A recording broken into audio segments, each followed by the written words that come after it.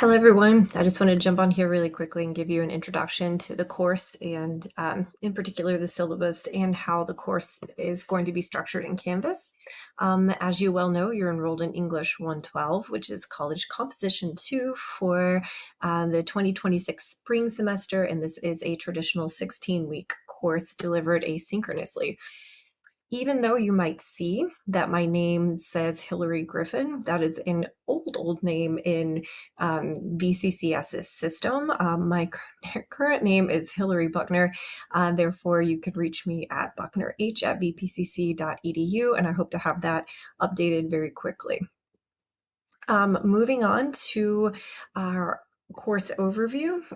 If you are in Canvas and you click home, it will automatically take you to the course overview, which just has a very succinct description of the major topics and what the course is designed to do. As you might be able to see here, and on the home page, we are going to work together to develop your academic and professional writing. We're also going to be reading, thinking, and writing critically, and exploring, continuing to explore the rhetorical strategies that you all learned about in English 111 as well. At the very end of the course, we will culminate, or it will culminate in a research project, a larger project or a larger paper that will also involve multimodal or multimedia, a multimedia element. Therefore, one major thing that you do need to know is really just about the modules. So the modules tab in the navigation menu is going to be your best friend, so to speak. Going back, we'll go to the modules in just a second. So let me address the syllabus first, and then we'll go back to that. All of you are probably fairly familiar with access to simple syllabus in your navigation menu. Therefore, if you ever have a question about a policy, a course policy, or anything, you just need to click on simple syllabus and go through it. I did include a disclaimer at the end, and the disclaimer simply says that this can be edited as needed. And again, full disclosure, well, I'll get to it at the end, but as we move through the course, I will say I'm a very practical kind of pragmatically minded woman. And if I see something is not functioning for you all, then I do reserve the right to go in and create an amendment, to the syllabus. That will never be done. I promise you, it will never be done in any kind of punitive context, and it will only be done in order to help you all in some way, shape, or fashion if needed. It will also only be applicable to anything going forward and will not be retroactive. And I will post an announcement if there is an update to the syllabus after the official course start date. Okay, moving on now to modules. So as I said, the modules tab is going to be your best friend, and the modules tab is where you're going to find everything you need to do for the week. Again, we have been asked as adjunct instructors not to post content too far in advance.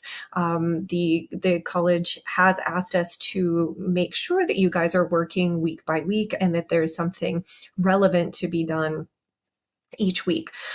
Therefore, what you see here initially is not necessarily organized specifically the way that it will be going forward. So you have the course introduction that you need to do first, and that's just viewing the syllabus.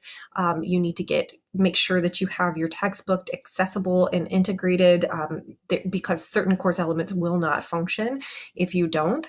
And then the cool thing too here, I'll mention there's certain videos that you can watch. Like, I really like how this is set up, actually. There's videos that you can watch that address certain chapters that you will be assigned to read in the Norton Field Guide to Writing with Readings. And then the course Q&A functions as a discussion board of sorts. So there may be times when I post something in the course Q&A and I will direct you there, or you all can also use the course Q&A to interact with one another via Harmonize. I believe that's what the integration is there. Secondly, after you complete the course introduction, you're just going to complete an inquisitive for writers, whereas you will review documenting MLA style sources. Well, I say review. For some of you, it may be a review. For some of you, you might have had a course instructor who preferred APA style formatting. I'm an MLA gal. I really like MLA. That is what I learned and what I've always used. Therefore, I'm going to stick with that for this course. And then the third introductory module has no prerequisite. It's just making sure that, again, that you are familiar with the book and how to access it. The last module that you see here is how they're going to be arranged on a weekly basis. So I will indicate which week we're on. I will indicate the date range, and then you'll have a couple of tasks, 2, 3, 4 tasks, sometimes one, depending on what it is that we're doing for the week, listed underneath that date range. For this first week, I really want you just to focus on getting introduced to the course and introduced to me, and for you to introduce yourself to me as well. Therefore, we're really just focusing on introductions. So I will tell you, I can go ahead and tell you now, but I just completed last December, I say just, it's been about a year ago, I completed a fully asynchronous online master's degree in Spanish. And one thing I really appreciated, or one of my takeaways, is that my instructors, even though we were super distance because it was in Idaho, they really made a point to bring us in as human beings into the course. And so I really do want to get to know you initially. Therefore, that's really what we're going to be working with. And through that, I'll be able to analyze your ability to write about yourself. And I have included a rubric for that assignment, which I'll address in the next screen too. So moving on to grading. What will grading look like? So if you look on the assignments tab, I think it's really nice the way that's organized. You'll have, again, anything upcoming that corresponds with the module that I just showed you. And then each assignment will have a rubric. I will try to include a checklist, which I have with the first assignment, first official assignment, if you will, for week 1. I've included a rubric and a checklist for you to go through so that you can keep up with and fully understand in a transparent manner how I'm going to be assessing each item. So each item not assessed for completion, and so inquisitives are going to be more aligned with completion than elements of writing per se. So each assignment not assessed for completion will have a corresponding performance rubric that will address content and mechanics. Okay, so I think if you ever have any question to that note, before I advance to that note, if you ever have any questions about how I'm assessing you, I am really I will completely answer them. Like, you can email me at any moment of the day, and I will do my best to get back to you as soon as possible and address, like I said, any concerns or any questions that you might have in terms of how you've been assessed for a particular item. Okay, moving on to the grades section, or the grades tab in your course navigation menu. I like it because it helps you keep track of your progress in the course. So as I grade items in Canvas, they will populate there. Your grade breakdown, as you'll see in the syllabus, is pretty straightforward. Be 40% for participation, and participation might be a discussion board. It might be a reader response with sentence starters, sentence fragments that get you really digging into the text, or it could also be an essay draft, something of that nature, something a little bit more informal, if you will, that kind of is allowing us to engage in the process of writing more so than a final polished product. Regarding polished products, all essays written in the course will be another 40% of your grade breakdown, and then the final research paper will be 20%. Our research will be very self-determined. I'm going to try to give you all as much voice as possible in this course, and then alongside the argumentative piece that we'll write and the critical piece that we will write as well. So we are going to start with we'll start with writing a review, okay, and a proposal. Those they'll still be polished, but they're just going to be shorter elements that you'll produce. The overall course requirement is that you produce 15 to 20 pages of polished writing. So the larger assignments will come towards the end of the course as we move through it. Okay. So lastly on this screen, people, It'll allow you to identify your fellow classmates, and then you can access a more complete instructor bio there by clicking on my name, which is Hillary Griffin still. But okay, lastly, I told you I was going to introduce myself. So as you can see to the left here, it's my list of qualifications. Feel free to pause and read them if you'd like. I've reiterated my email address there and my office hours. So as you can see, I think full disclosure here, I spend the day teaching at Tab High School. I do not teach English at Tab High School. I teach Spanish. I'm the World Language Department Chair there, and I teach upper level Spanish courses. So I teach AP Spanish and Spanish 4.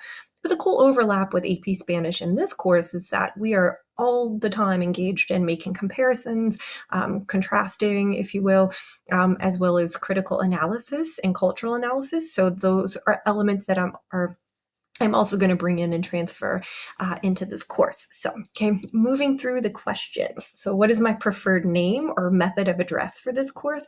I prefer Professor Buckner.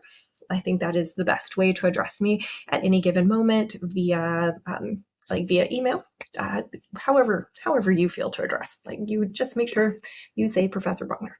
Where am I from and how did I get to now? So I am a military, I say military brat. I know that's kind of a negative term, but my father was Air Force and then retired from the Air Force and re-enlisted in the Navy as a nurse. So I was born on an Air Force base in northern Louisiana.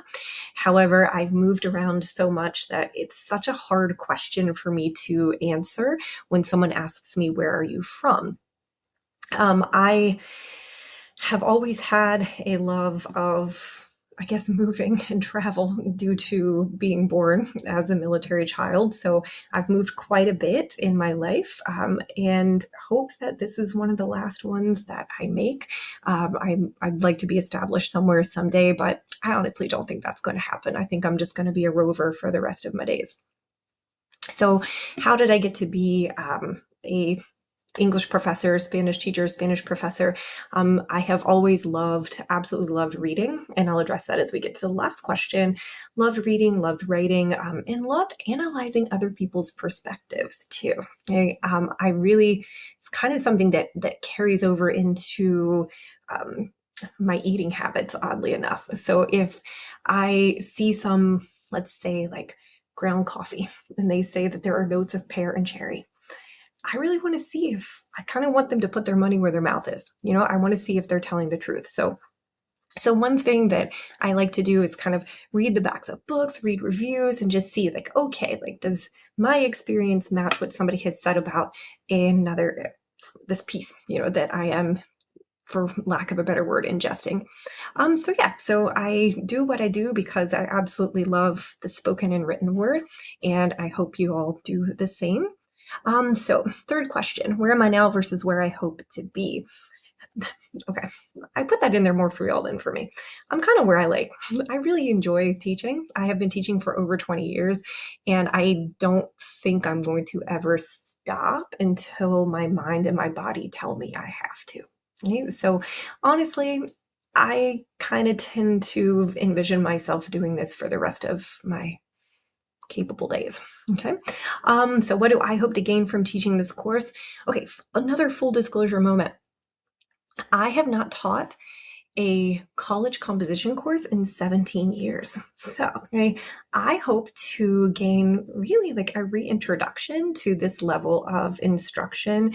And I also hope to gain a lot of new perspectives by reading what you all have to offer me. Like, I love making students the center of my classroom. That's what I do when I teach Spanish. So that is one of my main goals here too, is having your voice and your perspectives be on the forefront. Okay, what is my relationship to writing and critical analysis? So I have written a lot in my days. I have written a lot primarily in Spanish and not in English. I really enjoy critical analysis. I said of food already, but I enjoy film criticism as well, like analyzing camera angles and again, like director's intentions. So it's also really cool to see like a director speak about his or her work, and again, watch the movie and say, all right, does it match what he or she said it was going to give me, in terms of experience. So also, like, I have engaged lately in a little bit of creative writing. I think that creative writing is quite a bit more difficult than critical writing because it is an entirely different mode of thought, where you are kind of opening yourself to criticism. So I always make a resolution, like on my birthday. My birthday is in October 20th. I will say the year 1978. Okay. So I, on my birthday, I always have or create like an intention, sort of a New Year's intention. And my intention this year is to engage more in creative writing and the creative process. So I am in the process of writing what I will call a personal historical fiction narrative. So there are elements of truth and untruth, right, in what I am producing. And then lastly, what am I currently reading and listening to right now? So I just finished up Michael Ende's Momo. It is not a very well-known text. It's intended for children. However, it's one of those things like The Little Mermaid or Peter Pan, where there's a whole lot more offered to an adult reader than there is a child reader. So it really does critique man's use of time. I will say that. I don't really want to give you too many disclaimers or spoilers, if you will. Michael Ende is more famous for his work with, or he wrote The Neverending Story, if you've ever seen that movie. So one of my favorite movies as a kid, and I had never, ever really tiptoed into his writing. And so just out of curiosity, I picked up a copy of Momo and really loved it. And I'm moving now on to a book that has been recommended to me probably by about 15 people due to the nature of what I have been analyzing. Again, I hate, I'm giving you these full disclosure moments. I've been analyzing, no, I'm not going to do it. Not going to do it. No. However, so perfume has been recommended to me quite a few times. So I'm gonna use that as my, I guess, next exploratory text. And then lastly, I have been listening to a lot of Robin. I have liked her for a long time, and she's kind of seeing a resurgence. She performed in Times Square for New Year's Eve, and she's been around for a really, really long time, kind of an inspiration. She's maybe 9 months younger than me, and I do really appreciate, especially like middle-aged women who don't give up, who continue to reinvent themselves and make themselves relevant. And that's honestly what I think that Robin is doing right now. So, okay, there's me in a nutshell.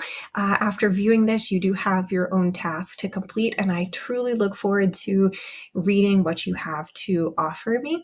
And I am incredibly excited to go through this journey with you. I know journey is kind of trite, but it will end up being a journey. So please don't hesitate to reach out with any questions or any comments, and I will get back to you always as soon as possible.